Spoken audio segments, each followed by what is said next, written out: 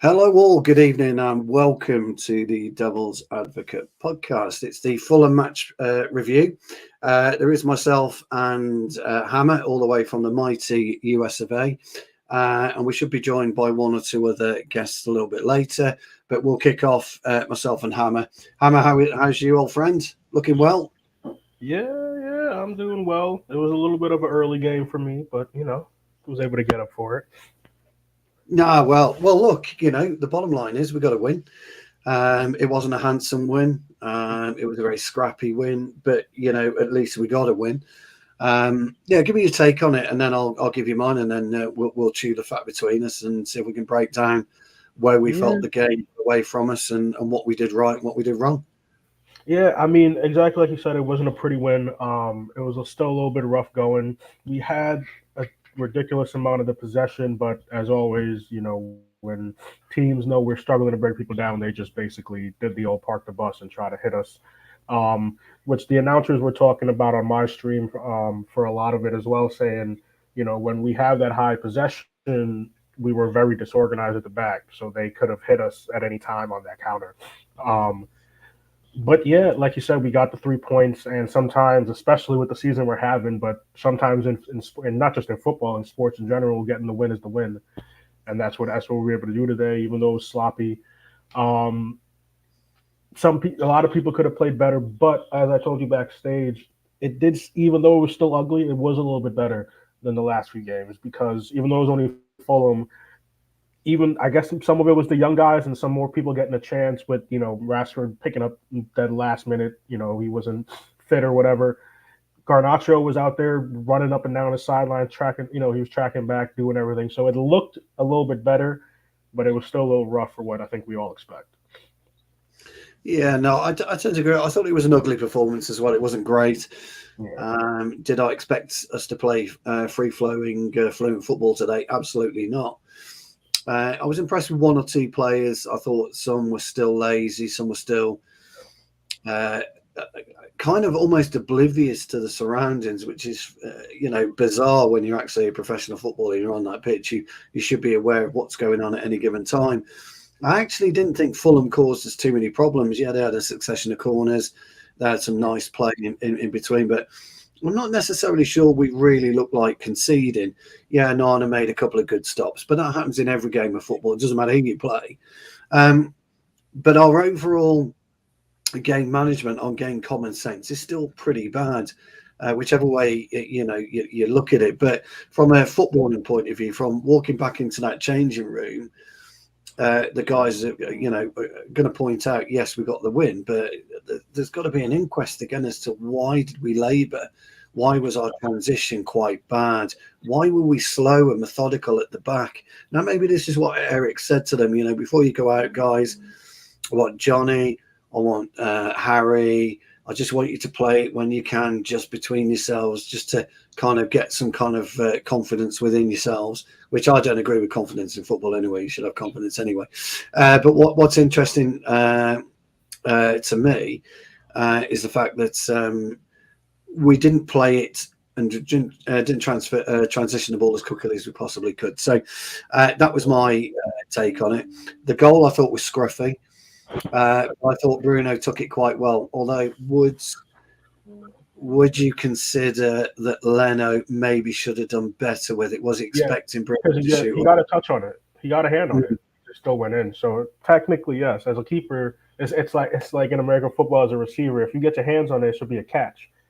If you were able to get there and get your hands on it, you should have had strong enough hands to push it out, but he didn't. Yeah. No, he didn't. I don't. I mean, Bruno got the bend on it, got the whip on it. He didn't get too much power on it. Yeah, no. Maybe Leno couldn't see it because maybe he was kind of unsighted. It was quite a Meshing. tight penalty area, wasn't it? There was madness in front of him. But talk about comedy of errors, though. Um, in terms of the ball bouncing off Robinson Yeah. back to Palestri, another tackle in. Oh, it was very, very strange. But look, the goal was scored and we didn't concede, which is ideal. Good to see Julio. Julio's asked me what was my thoughts on I the would referee. love to comment on this. Yeah, well, we'll talk about it now.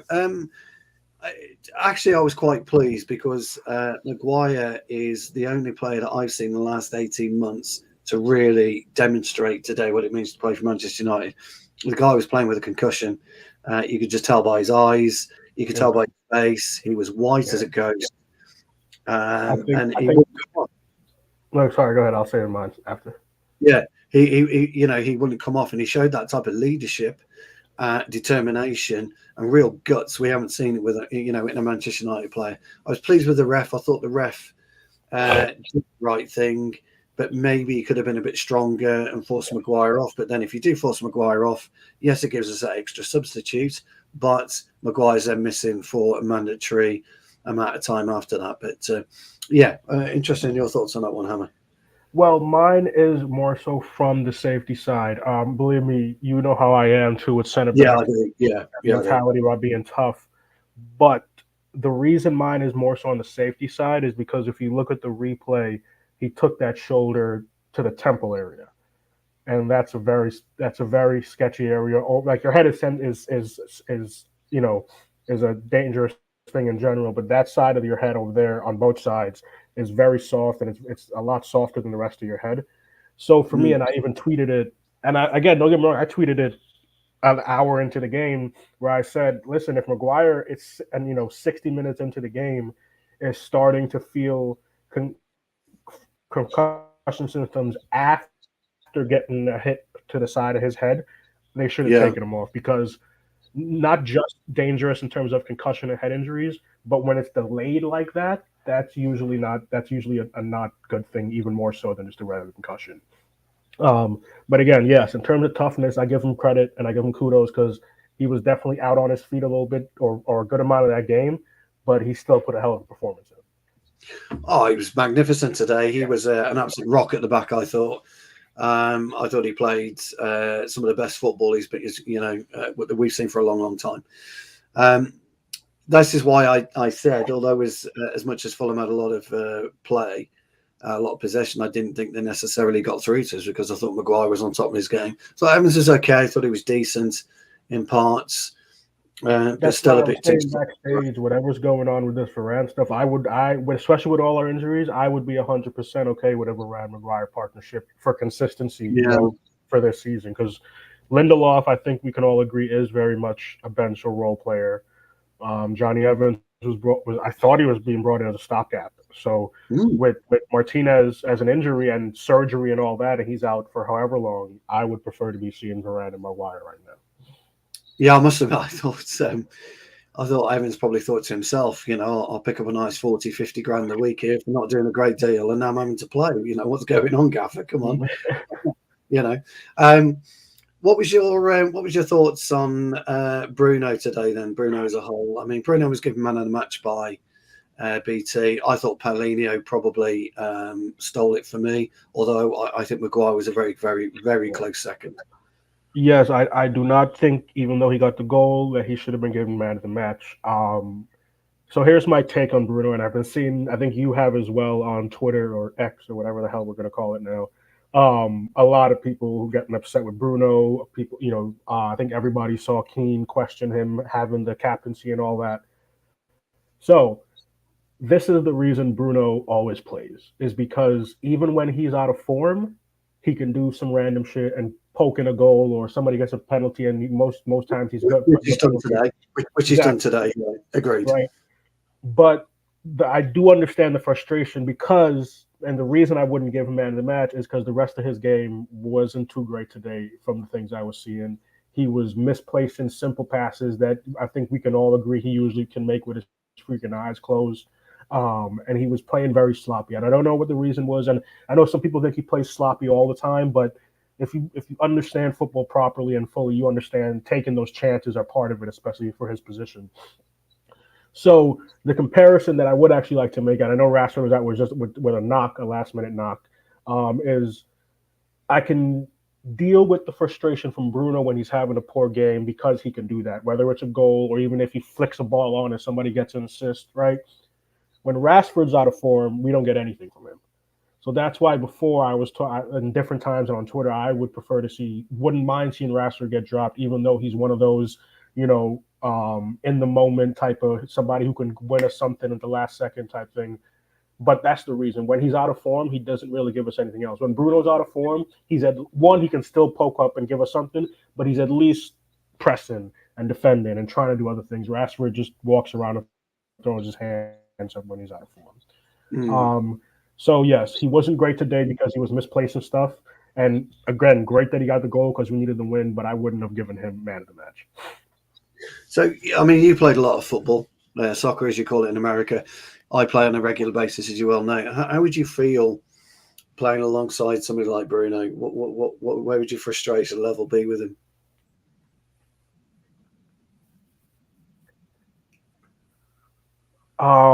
So in terms of Bruno, and hold on, I think you got a little sketchy. Did you say Bruno and Rashford or just Bruno? Yeah, I think on my end, I think. Yeah, I think. Yeah, just mainly Bruno. You play a lot of soccer, a lot of football. How would you, cope with Bruno on your side? We might butt heads a little bit, because for me as a center back, and I don't know about you, Q, Stu. I know I just called you Q. What the fuck? I was kind of a directing center back as well. I like pointing people, telling people to step, telling people. Yes. Right? So there would be a point where I think we butt heads because there would be a point where I'd be like, hey, Bruno, you gotta, like, right now we need the ball. So we can't do first time flicks every single time. We can't do no look flicks every single, right?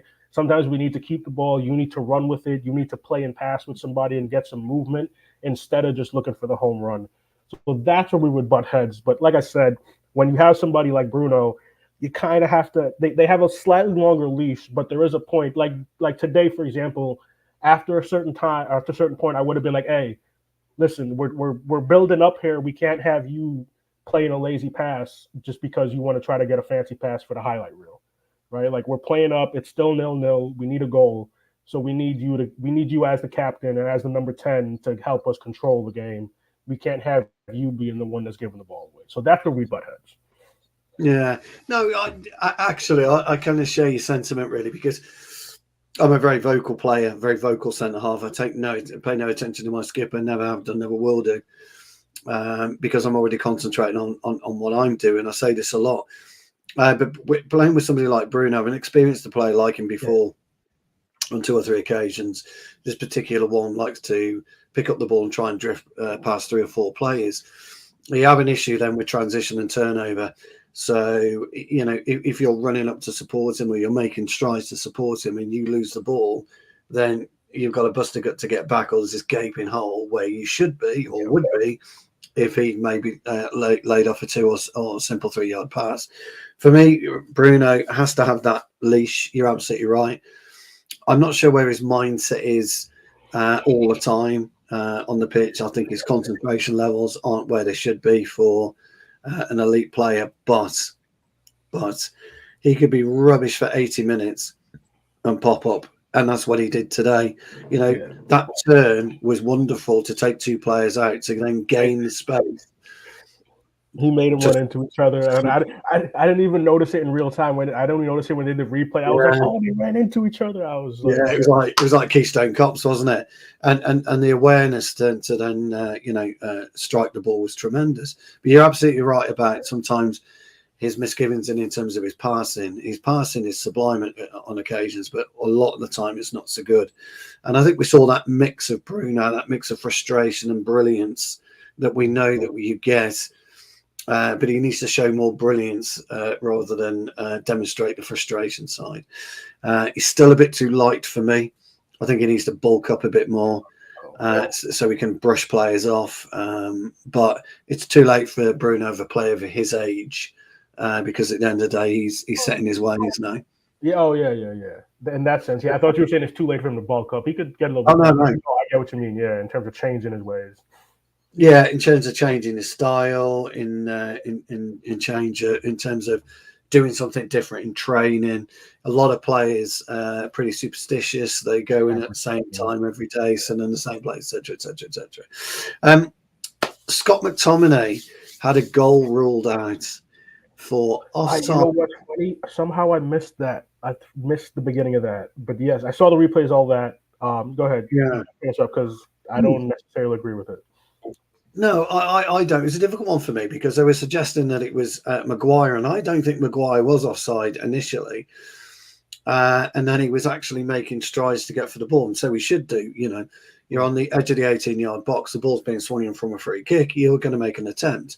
And it obviously goes through to Ganache. Ganache plays a ball across, and Scott McTominay scores. So 2 points to this. What is Scott McTominay bringing to the team right now? Because, again, nothing of real substance in there, but he was there when it mattered in front of goal, and he poked it home. And secondly, what the hell do we do with VAR? I'll say VAR for the. So in terms of Scott, I think Scott's best position now, from what we've seen, and this is even taking into consideration him poking in some goals recently, both for United and is it Scotland, right? Is it his country? You what, sorry? Scotland's his country, right? Yeah, it's UK, United Kingdom. Yeah, and so he was getting some goals for his country as well. So he is poking goals in, but the only area that I see Scott being genuinely effective in this team is a box to box, which is rough because he doesn't necessarily have some of the technique that we'd like. I think in the last show I was on, I said, shit, if we could give Eriksen McTominay's legs, it'd be one hell of a player, right? Yes. So that's my issue is, and sometimes again, and a lot of people are getting frustrated with some of Ten Hag's, decision making and stuff now. Scott shouldn't be the furthest one up. Eriksen can't be in number 6. That's just insane to me, right? So it has to be in a box to box for Scott, and it has to be with a genuine person, whether it's Amrabat or Casemiro when he's back as the number 6, because he doesn't have the ability to play number 6, as we've all seen with the McFred for years. And he's not better than Bruno, Eriksen, or Mount in an advanced position. So I would say the box to box because he can still get into the box and poke a goal in, like you said, being in those right positions. But the part that I actually still enjoy seeing from him is his aggressiveness, is his tackling in the midfield in certain areas and being able to poke the ball away. I don't need Scott McTominay dribbling it up the pitch and trying to get a number 10 type goal. If Scott could just be a bruiser, break up their midfield, and then lay it off to Eriksen or Bruno or whoever's close enough, I'm 100% okay with that from Scott. No, I think that's a fair comment. I mean, look, McTominay for me has been that enigma of a footballer. I always look at him and think, well, I don't really know what I'm going to get from you. For one game, you're going to be superb. For the next 6, you're going to be woeful. So I don't know what I'm going to get from you. And that worries me as a footballer. And if I was playing in that team, that would worry me as being part of the team. However, he's got this ability, hasn't he, to drift in and ghost in front of goal. And his finishing is surprisingly good. Yeah. Now, he did play as a striker when he was younger. And he has played as a kind of forward-ish player for Scotland, as well as a centre-half for Scotland. So he's a very versatile player. And I would always champion a versatile player because I'm relatively versatile. And a versatile player is competent in most positions. Yeah. And that's all right to be competent in most positions. But it means you can hold your own. I thought today he went missing during the game, and you can't afford to go missing in a tight game like that, especially when you've got a powerhouse like Paulini, I think he is, who I thought was tremendous, absolutely terrific. Well, I mean, wow. What if we don't go in for him in the summer? I didn't want to say it. All right, I'm happy you said it. Yeah, I thought about him last year. Yeah. He would make such a difference to our midfield. But McTominay's just got to focus a lot more than what he's doing. But again, he was there when it mattered. 7 minutes in, he's tapped the ball in the back of a net, and then we get VAR. Fucking. Now, I don't know about you, but the goal goes in, and I'm just waiting. I don't celebrate. I wait. Yeah, I'm just waiting for they're checking this, they're checking that, checking a possible handball, they're checking a possible foul, blah blah blah blah blah. And I was talking to my lad at the time. I was on the phone to my boy at the time. I said, "Oh, we scored," and Jakey said to me, "It's a VAR, Dad." I said, "You're right, son." is going to be VAR. And look what happens. Now, when you freeze that frame, my initial thought was, well, there's 3 offside, because I didn't notice the right backs, and I can't remember who played for right back now for Fulham, so forgive me. Yeah. His hand was out like that. But I didn't see it at the time, and I didn't see it because it was the black sleeve. And I didn't quite see it at first. And then I thought, well, when I looked at it again, I thought McTominay's definitely offside, but that won't matter because the ball's going away from McTominay. So it won't be classed as interfering in the first phase of play. And then I looked at it, I thought, well, Maguire's definitely not offside. Is Garnacho? And then I saw the hand. So I thought, no, Garnacho's not offside. What's going on? So somehow they've deemed Maguire to be offside and then interfering in still in the first phase of play. So when the ball was flipped in by Eriksen, which was a wonderful free kick, by the way, Maguire made the attempt to play the football, and they're suggesting because he's offside and he made the attempt, that's why the goal was ruled out. Everything out. However, I also thought in there was a penalty decision on Maguire because he was being wrestled to the ground as he went for the ball. So, a couple of questions I've got. What on earth, A, do we do with VAR? And B, why should it take a group of professional referees 4 minutes to make a decision, as to whether or not Maguire was A, offside, B, interfering, and C, not look for the penalty kick? What's your thoughts on that? Well, I'm happy that you brought up the time that it takes them as well, because both, I believe in the World Cup, right? They had a different version or a different method or whatever of VAR, and it seemed to work relatively efficiently. And then one thing that annoys me too is I do watch NFL, and I believe for the playoffs last year in the NFL, into the Super Bowl, we started using that level of right. Like they still did reviews, but it wasn't. It was only if there was a specific penalty to review, if there was only like a coach that challenged something that got reviewed. But they started reviewing it now in VAR style thing, and it's a newer thing for them, and they were doing it in ridiculous amount of time in terms of how limited, how quickly they did it. Like they were making that decision before the team set the ball, like before the refs put the ball back down, the teams were huddling back up to get ready to line back up, and there was already a decision relayed to the fans on TV, relayed to the commentators, and it's probably less than 90 seconds. Now, I understand it's different sports, and they might be looking at different things and all that, but like the main thing you said there, you say four professionals. I don't understand if it's something to do with how y'all are wording the rules, and if that's the thing, then maybe y'all should hire somebody who knows how to write shit better. But if that's where the time is coming up where y'all can't make a decision with 4 professional heads in this and in what you do as to scrap VAR or put a suspension on it and train these guys, because clearly they don't know what they're looking for or how to look for it on VAR. And it's not only it's wasting everybody's time. And then, like you said, with goals, and it's not even just us anymore, right? Like some of us as United fans saying, or, we like to say that some of it goes against us a lot, and sometimes it does. But now it's all football. Now it's everybody, because you're just taking everything away. And like you said earlier with the goal, you just have to sit there now and be like, is there going to be a VAR or can I actually celebrate this goal? And that's just taken away from the sport. So they either need to scrap it or put a suspension on it and figure out a more efficient, effective, if you got to train some of these refs. And I'm sorry, not just for our sport too in terms of football, but it seems like refs at these levels have very little accountability. And I know y'all have had some ex-referees on here, I believe, right? Yeah. And so I think I missed that show because I would have liked to ask him, what is the accountability? I don't know if anybody did, but it seems like they don't get any accountability. Yeah. So they do get a bit of accountability, Hammer, but it isn't much. I mean, you get demoted down to the championship. They call that accountability. And for me, that isn't accountability. You may miss a week.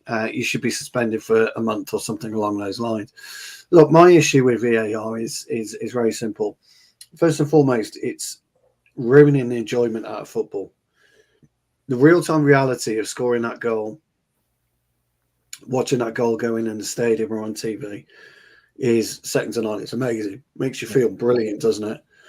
And then, players are looking at it, and we're looking at it, and we're thinking, well, now what's going to happen? The ball's at the back of the net, but what is going to happen? I thought it when Bruno's goal went in, I was just waiting for, they're checking for this, they're checking for that, and all this kind of stuff. But this particular one, I thought there was a comedy of errors, because also they made the referee go to the screen to look at the screen, and then and he was there for another minute or 30 seconds, 40 seconds or whatever, trying to determine what it given was incorrect. And yet, as well as I do, when they go to the screen, that's it. It gets overruled. Yeah. So everyone knew, as soon as he went to the screen, that's it. That's it. The goals, the goals. So everyone then starts talking about it. But Jared, I think it's Jared, the video referee today, and he's an ex-Australian A-League referee. He was once famously mic'd up during a game. And we brought him over now because he was excellent in the A-League. But if you're in the VAR room, you should make your decision, and that should be definitive. You shouldn't then re-refer it back to the referee on the field. Yeah, I agree. What you're effectively doing is undermining the referee on the field.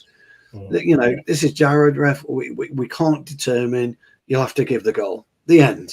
Don't go to the screen or whatever. But I just thought VAR today in particular, and there's been loads this season. We know this, and we are going to get Keith Hackett back on the show, and we're going to have regular interviews with Keith over the coming months. So stay tuned for those. Keep your eyes peeled for those, because it's a fascinating insight into refereeing. But today in particular, I understand sometimes when when it's quiet and it's tight, and I can understand the linesman not always getting it right, or the assistant referee when it's tight. I get that. Human eyesight against speed, it doesn't always calculate. But drawing lines, computer graphics, slowing it down, watching it, reverse the frame, freeze the frame, etc., etc., etc. You shouldn't need then to get the referee to go to the screen. You want a qualified Premier League referee make that decision. Or better still, fuck it off for good. Get rid of it until, as you quite rightly say, Hammer, get some people in there who know what they're doing. Now Keith Hackett said, no worries, Marco, hope you're well, mate. Keith Hackett said that,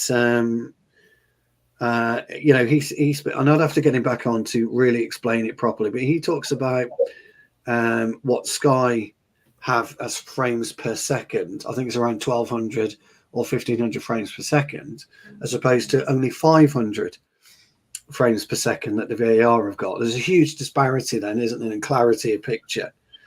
But is that an excuse for VAR? I personally don't think so. So look, I want to see a banning on VAR. It needs totally going back to the drawing board, or you've got to get people in there who are VAR referees only and do not take on-field positions. It needs to be something like that. Just before we go to player ratings, Hammer, we got about 5, maybe 10 minutes left. Depending on Hammer's internet connection. I'm only joking, pal. You froze then for a split second. Can you hear me all right, pal? Yeah. Good lad. Yeah. We'll do player ratings. I think that will go relatively because they're not going to be likely to be high, are they? And then we'll just sum up the game. Look forward to Copenhagen, and we'll go from there. So I'll start with Onana. I'll give the guy a 7 today. I didn't think he put a foot wrong. I've been quite critical of Onana. He made a couple of good saves, didn't he? My good old friend Connor put in the chat one a little bit earlier today. Great saves, but my God, he worries me because he kind of parries it or punches it out into the danger area. He doesn't push it to the side. I think it's a great point, actually. I'm not a goalkeeper. I haven't got a ball fizzing at me at there's a reason I didn't pick miles an hour or whatever, so I wouldn't know. But I thought that. But I think I'll go with 7. So Dalot and Wan-Bissaka for you, Hammer. Dallo. Actually, I'll do Wan-Bissaka first because I can't think of a lot of things for Dallo in terms of what he was doing in the game. Wan-Bissaka, I'm gonna give him a rough 4.5, and the reason being is, and I know he's back and Tough he's game. been Tough injured. game Yeah, today. Tough game. it was a tough. But the reason I'm giving it so low is and I think this has been an issue for him that season. We point out is his positioning was extremely poor today. He was getting caught upfield a lot, out of position a lot, and especially in that first half, even the commentators were complaining about, oh, Maguire is getting pulled out to right back again because Wan-Bissaka's caught up pitch, and I definitely don't. I don't think anybody, England team, Manchester United fans, want to see Maguire out on right back anywhere. So. Yeah, You know what I mean? William gave him a lesson today, didn't they? Yeah. So I think, oh yeah, and it was Williams. That makes sense too. Williams was probably up there just happy as shit that it was Wan-Bissaka's first game back. 100%. So yeah, Dallo, difficult one, Dallo, isn't it as well? I can't see, and then so I'm going to give a reason that I give a few different times, and is when I don't hear your name too often. And I don't remember if I don't know if I was fully not paying attention today, maybe, but I didn't hear too much of Dallo doing things. And I know he was on the left side and he's usually right side, but I'll give him a 5 because he has had some rough games recently. And I think he got, I didn't watch the Newcastle game, but I heard he was getting ripped a new one out there. So I'll give him a 5 because even though I didn't hear too much of his name, he didn't seem to be getting ripped up like he's been in the last few weeks. No, I think you're right. I think those are fair scores. I'll take Maguire and Evans if you don't mind. Yeah. Evans, I thought was a 6 today. I thought he was okay. I didn't see too much from him. He might have got a 9 if that bicycle kick had gone in, or that attempted bicycle kick had gone in. when he did that, the first thing that came to mind was like, Evans, you're too old for that, bro. Yeah, he is. Yeah, you don't need to be doing that. Your back's gonna go. But my man Harry, I'm gonna give my man Harry an 8. I thought he was an absolute rock today. And I'd argue this with anybody, by the way. I really would today. I thought he was an absolute rock. And to play with concussion, and he was concussed. Yeah. I've seen it before. I've seen it with players. Yeah. That just showed a level of determination that I've not seen from a Manchester United player in a long, long time. Long time. I'll give you that. I was delighted. Yeah, I'll give you that. And I just wanted to say, too, the reason my mentality was like that on the concussions, because I've had double-digit concussions, where I've had a lot more than you're supposed to have in your life. Yeah, you're supposed to have. Well, that's way too many, pal. So. Yeah. But there's only about 7 or 8 bad ones. The rest were like knocks. But either way, 7 or 8 bad ones isn't good either. So that's why I was so thinking about the concussions, because I know what concussions are, and I did not like him out there looking so lost at times.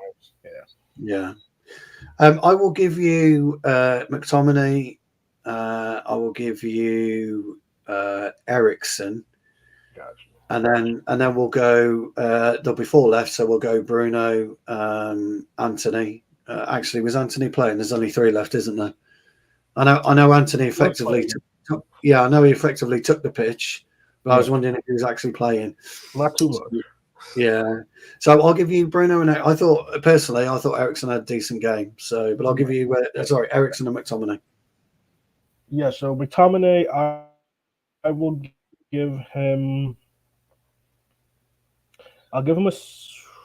If the goal didn't get ruled out, he would get a higher grade. I'll give him a 6.5, and it might be a little harsh for some, but it's just because, like you mentioned earlier, there was some times in the game when he did disappear.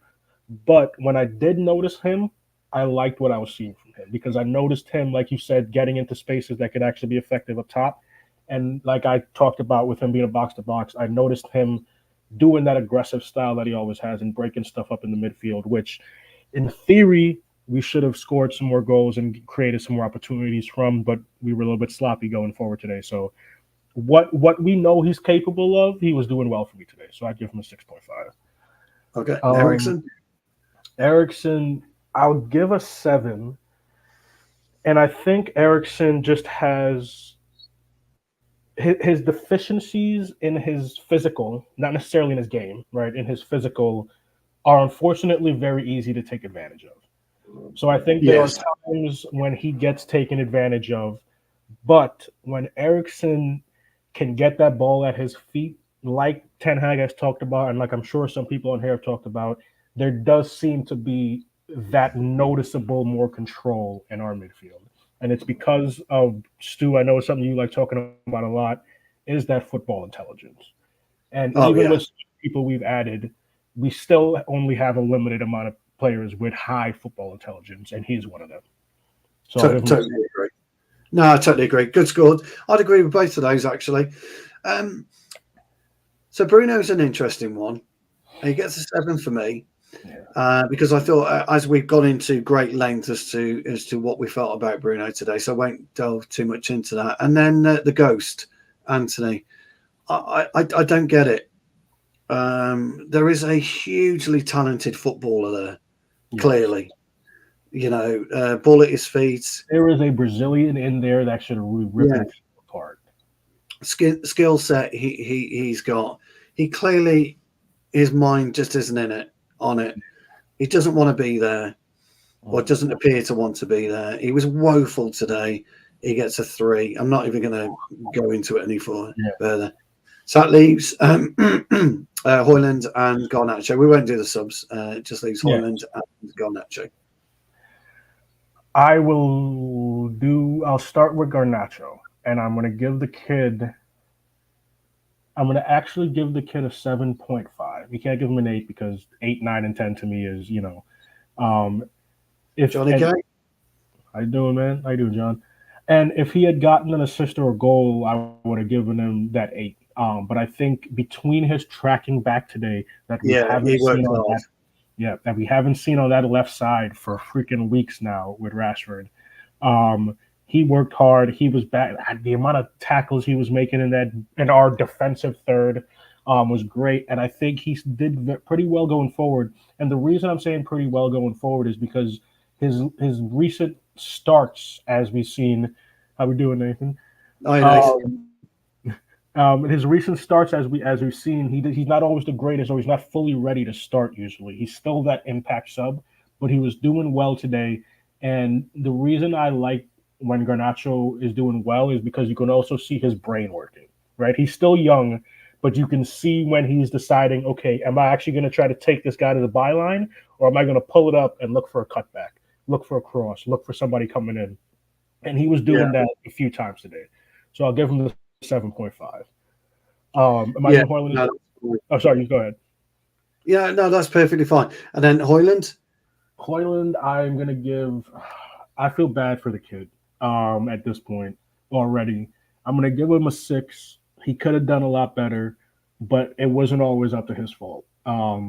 He's not really getting service, and I think if I don't know if everybody saw it, but I definitely saw it. He was pissed coming off today and getting subbed off because I believe he still hasn't gotten his first Premier League goal for us because he's just not getting service. And the crazy part that always blows my mind is, and it happened again today, we took him off, we put Martial in, Palestri came in on the right, and I don't know, was there another sub somewhere? Mount maybe, right? But Mount come in, with a couple of minutes to go. Sorry, and I didn't mean to go into the sub. I was just saying when we brought them in, we got a cross in, and if the Martial acrobatic, right, where he tried to get that goal with a touch in some acrobatic style, if that was Højlund would have been in position in front of the center back, and that would have been a bullet header into the goal. But we took him off, and then we gave him a good cross into the box. So that is a huge problem, isn't it? Chuki's arrived. We've only got about 5 minutes to go, Hammer, so we'll bring Chuki in. We'll just have to apologise. We're at the end of the show, okay? Hi, Chuki. You all right, mate? Hello, hi. Sorry for being trying to spoil. No, that's all right, pal. We are, just out of transparency, we are coming towards the end of the show now, pal. We've just done the play ratings, but while you're here, give us your thoughts on the game and, where you thought we were good, where you thought we were bad. Give us a rundown on what you thought players and how they played, etc. I think fundamentally there's still issues just based on the team structure and the way we play. I don't think it's sustainable. I think we came across a really, really poor, almost a mirror image team in Fulham. That you really don't have any reliable way of consistently scoring goals. Same with us. I think the biggest thing that jumped out was that the players hadn't given up on their leader, Ten Hag, at this point. Yes. And you could see Yes. that. So that's like a knife with two edges, right? That is reassuring, but also worrying at the same time. Because if the players haven't given up and they're still playing for the manager and they're still playing crap, then there's larger issues at hand. Garnacho was, this is one of the few times he started, and it looks like I love the intensity balance that he brings.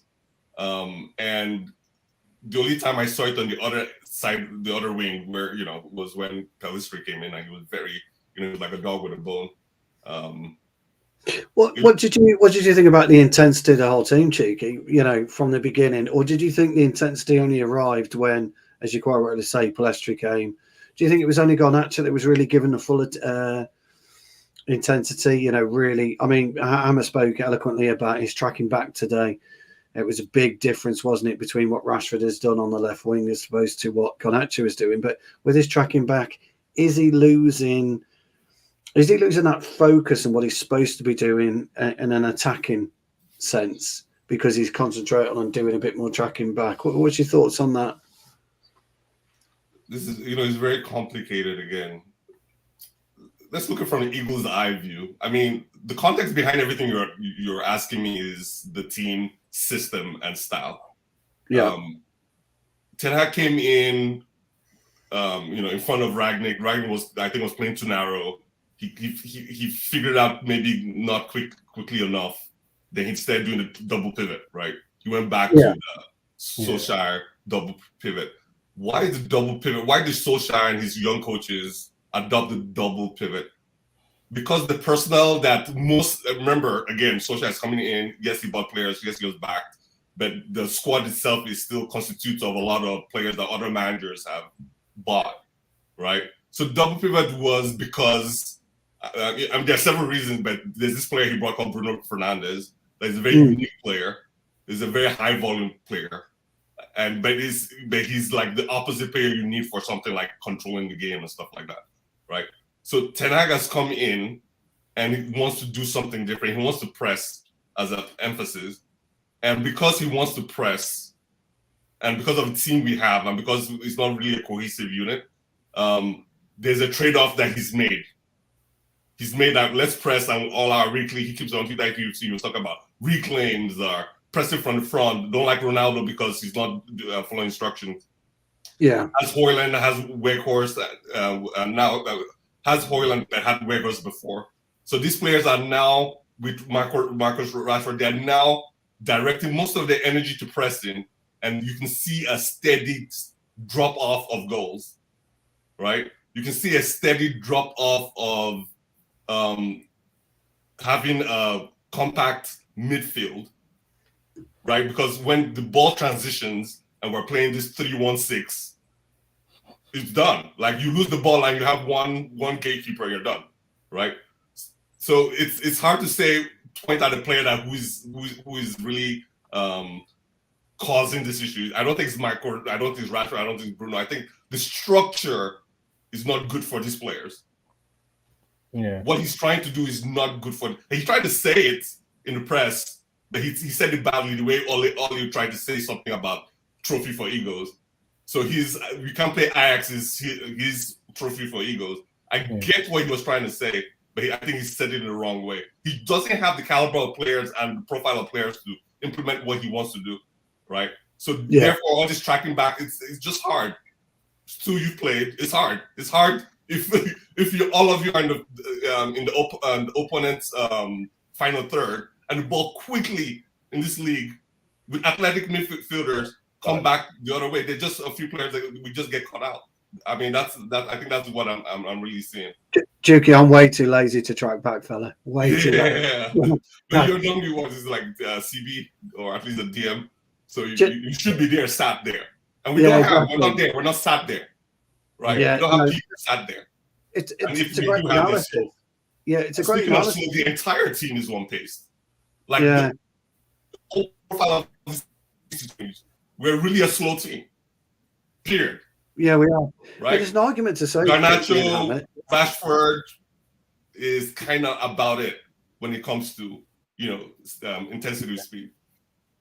Yeah, there's actually an argument to suggest, and I've thought about it before, and I spoke about it on a show about a week ago, that maybe we don't play with out and out wide players, and we utilize our fullbacks so they get greater space, because we all know the ball, and this is Hammer. You can come in this, pal. We know that Højlund isn't getting the service, don't we? We could, anyone could tell Højlund just isn't getting the service. He's getting mightily frustrated, and that would allow the fullbacks to cross from deep, to maybe cross from about 25 yards out on the diagonal and whip a ball in rather than going to the byline. Because the challenges are when you get to the actual byline, and when you do cross the ball, you've got very little crossing space to make the cross accurate, and B, you've got bodies in front of you. So if you cross really from an angle from deep, you've got more of a chance of floating it in, which enable the attacker, whoever that may be, to attack it. What's your thoughts on that one, Hammer? Do you think we could get away without playing two wide men? Well, my mind went very extreme with the frustration along with the injuries and shit. I got to a point in my head where I was like, if we're gonna play what some people were talking about, hero ball, then why don't we just solidify a defense and just have all our hero ball guys as our attack? Nobody's gonna like it. I won't like it, but it would be just basically having Bruno, Højlund, Rashford, and somebody else to be in the attack to say somebody go grab a goal while we just don't let anybody score. Now, in terms of what you're saying, I wouldn't mind that, but the only ways that I can think of doing that, if you say no wild players, is going to leave Højlund very isolated, extremely isolated. And he has some talent and he has some footwork and he might be able to play with it, but unless we can genuinely have a smooth transition, it's going to be a take the defense, take the defense and stop their attack and then play it up to Højlund, who's going to have to try to hold it up for somebody to run up and lay it off. And I don't know if he's going to be able to play a full game like that.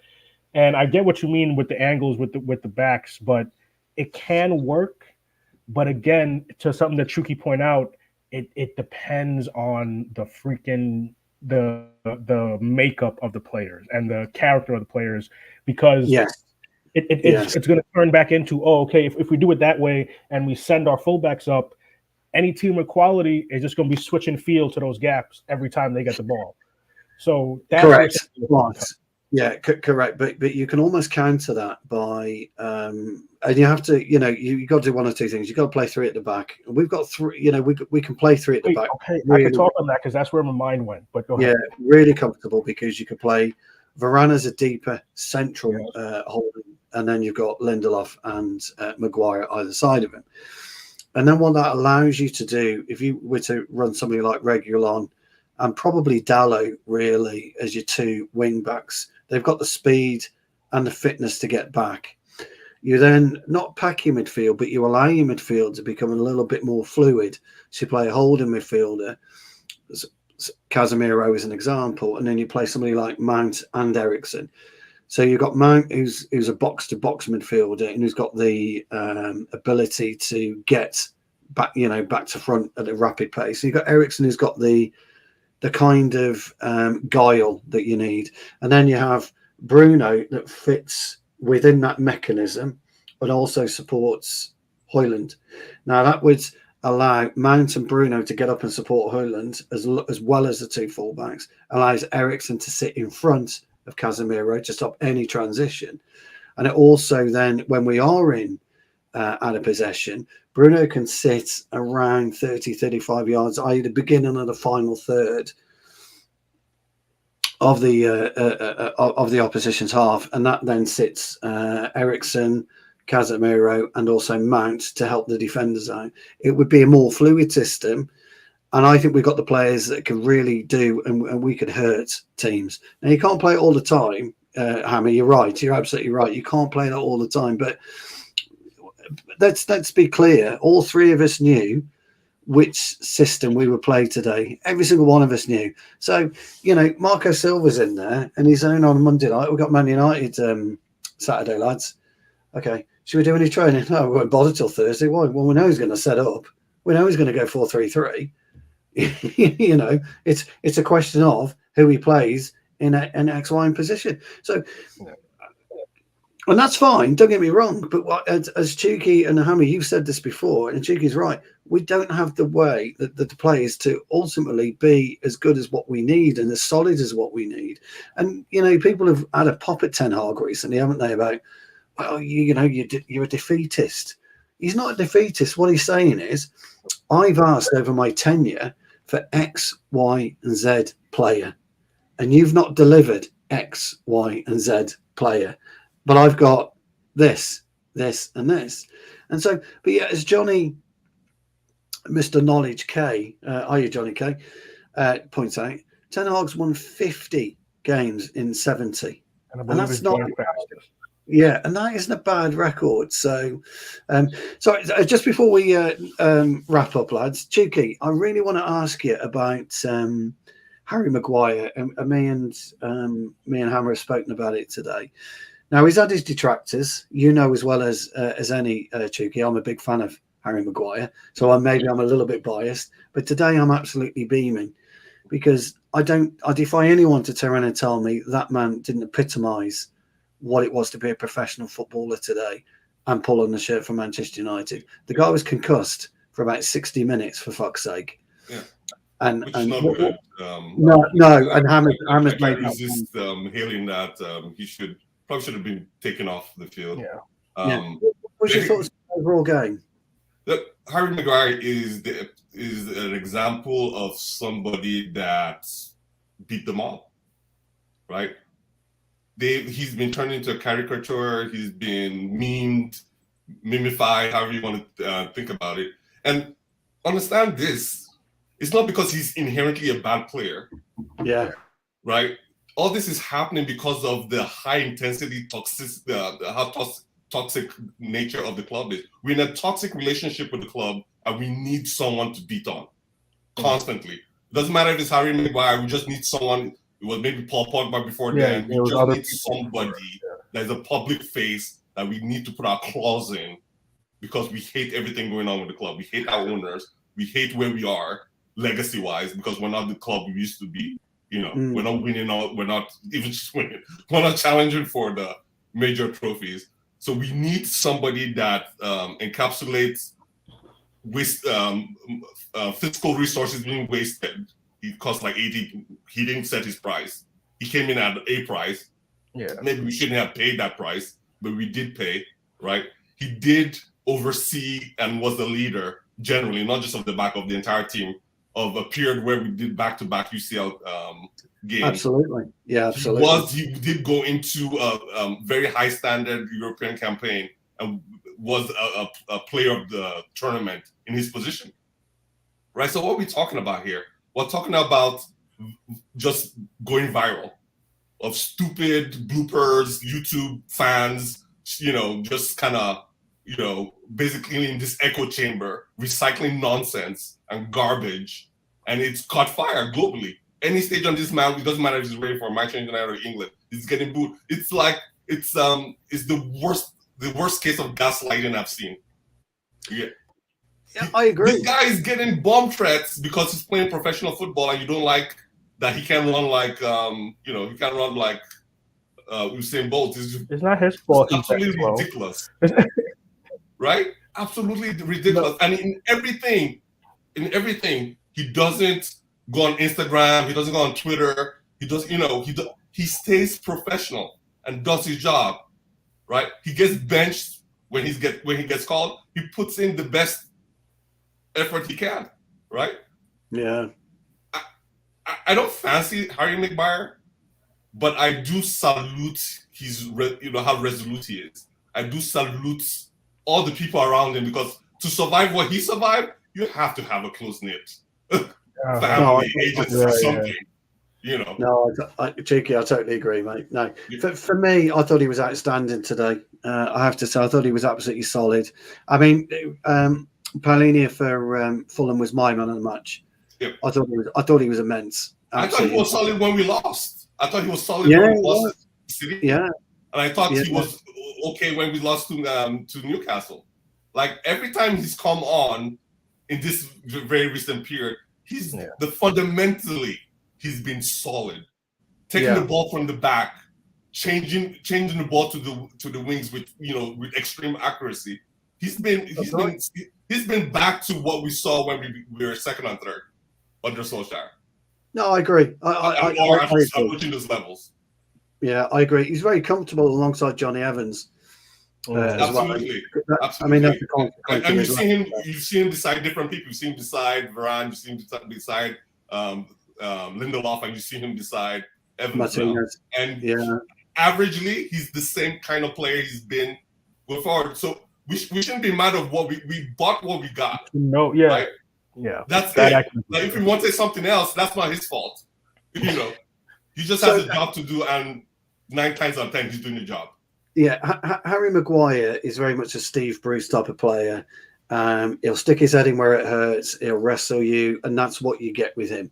You get this just meat and 2 veg, centre half. That's what you get. You haven't got anyone who's got any frills, no spills, no pace. But you won't get beaten in the air, and very rarely will he get out muscled. He's you're right. He's resolute. His soul is solid. As how tall is he? He's 6'5". Something like that. He's a big unit. He's a unit. He's a unit. If he was born in America, he'd be a big ass lineman. That's all I know. Yeah. He's got a massive head, but I thought today was absolutely brilliant. We were talking about. I need to wrap this up now, I'm afraid, guys. Yeah. But Chuki, we must have you back on, mate, because you and Hannah. Yeah, sorry, I got pulled away. No. Don't panic. We understand. It's no problem at all. But we done our score predictions, Cheeky. We went kind of Maguire for Manchester United's man of the match. For sure. Just over Bruno. Do you agree with that? Yeah, 100%. Maguire was like, he's a man born again, and I hate to say this because he had like most of his turbulent periods when he was captain. He played like a captain today. Right? He did. He played like a captain today. Yeah. No, not to take away from Bruno, who really, one obviously moment of brilliance. I mean, he scored a captain's goal. But just Maguire doesn't shout at people or whatever. Right? I thought what Onana did when he first came was a cheap shot, and hopefully he understands now based on the body language. You can see that was very unnecessary what he did. But also, I'm sure they both talked. I'm sure they both talked afterwards. Exactly. That was swapped faster than we thought it. Absolutely. Yeah. You can see the chemistry between them is solid, which is great to see. Yeah. Evening, Jarvis. Sorry, mate. We're just about to close up. Just before I go, Cheeky, you've been voted the best voice on Devil's Advocate. So by good old Nath. And just remember, November. It's a little bit of a fun month in terms of moustache, etc. But there's a hugely serious message behind that. Men are notoriously stubborn when it comes to identifying illness. They feel this is men across the board. We seem to feel it's a sign of weakness when it isn't a sign of weakness. It's a sign of strength. If you are suffering, you need someone to talk to. Anyone at Devil's Advocate will be available to talk to you. Hammer in particular is. If I can both echo that statement and also selfishly plug my mental health podcast. I was about to. That I have. I was about to plug that currently. If you don't mind, it's called Mental Strength Motivation. It's on everything. My new episode is out live. I got 2 more in the chamber, and I got about 14 or 15 already that I uploaded. But I agree with Stu about the mental health thing. Like, talk to somebody. Even just getting it off your chest helps in that little bit. Yeah, reach out to us. I'm sure Cheeky will be available. We'll all be available. And, at the end of the day, check on your mates. we've all got mates, and if you notice something different, if they're quiet, they're not active in group chats, just reach out to them, guys. This has been Devil's Advocate. Chuki, great to have you on, mate. I love having you on. I always do. You talk a great deal of sense. Your football knowledge is very deep. Hammer, it's a pleasure as always. And thank you everybody for watching and kind of in the comments. I believe there'll be a preview of the Copenhagen match. Check our Twitter feed for that. Mark should be back Tuesday evening with a review. Check our Twitter feed on that. Also, keep your eyes peeled for special guests that will be coming on over the next few months. We're hoping to have regular appearances from a certain high-profile players, certain ex-Man United players, etc. And, of course, Keith Hackett, we're hoping to have a regular slot with him. So, for me to say goodbye, anything you want to say, Hammer, to close out? No, that my podcast was the only thing I had to say. My link is in all my social media, so on Twitter, everything, you can just find my link. It'll take you right to it. Lovely. And Chuki, any final words? I'll say we have probably the next 4 or 5 games are, we have games that we're able to reestablish ourselves in the league. I think we should stop getting carried away. We're never going to win the league. Back the manager, give him some time, right? Steady the He's ship. paid to do a job. He knows how to do the job better than any of us talking nonsense. Yeah. So just back your manager till he's, to whenever. Yeah. Absolutely. Hammer, pleasure as always. Chuki, pleasure as always, mate. This is been Stu Woolley and Devil's Advocate out. Thank you ever so much, guys. All the best.